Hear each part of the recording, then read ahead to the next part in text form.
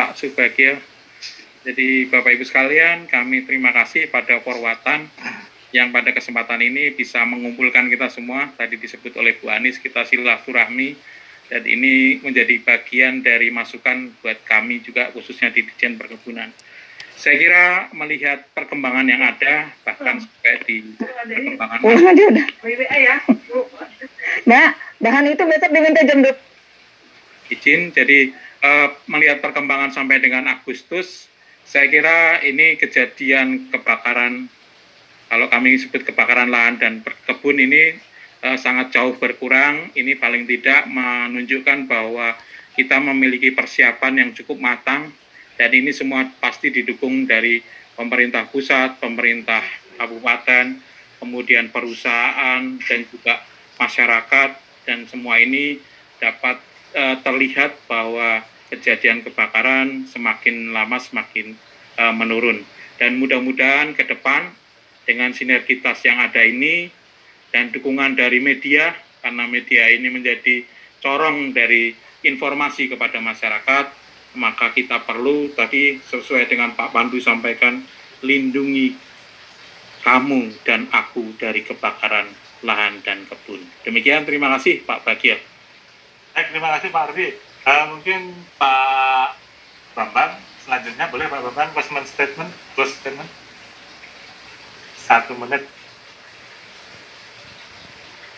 Pak Bambang masih mantau? Ya, baik Bapak. Closing statement-nya, kalau kita lihat memang benar bahwa kejadian kebakaran itu dari sampai sekarang paling nggak sampai dengan bulan Juli tadi ya, 2020 sudah menurun, itu sinyal yang bagus. Tetapi juga kita perlu waspadai bahwa kejadian kebakaran tidak hanya terkait dengan faktor manusia, tetapi faktor alam. Kita diuntungkan dengan tidak kuatnya lanina di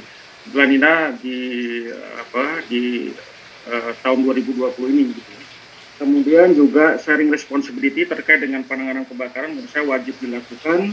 Kemudian ada satu hal mungkin yang dari kami dari Japti memohon kepada para kementerian terkait, yaitu terkait dengan perlunya kita melakukan kajian bersama terkait dengan aturan-aturan pencegahan dan penanganan kebakaran yang mungkin terjadi konflik antara satu sama lainnya, gitu kan, dari tingkat kementerian ke tingkat peraturan daerah, sehingga kami pada dunia usaha bisa lebih confidence dalam melakukan pencegahan penanganan kebakaran dengan menghindarkan diri dari ambiguity terhadap interpretasi peraturan-peraturan yang terkait. Demikian Bapak.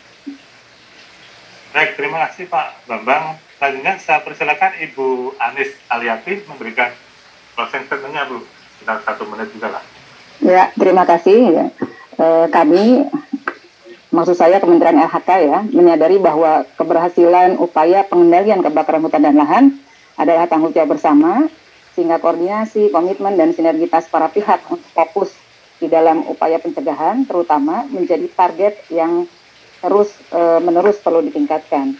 Kebakaran hutan dan lahan masih menjadi ancaman bagi kelestarian lingkungan dan kehidupan masyarakat kita, dan para ahli sampai hari ini barangkali masih sepakat bahwa penyebab karhutlah di Indonesia adalah pada umumnya disebabkan oleh faktor manusia.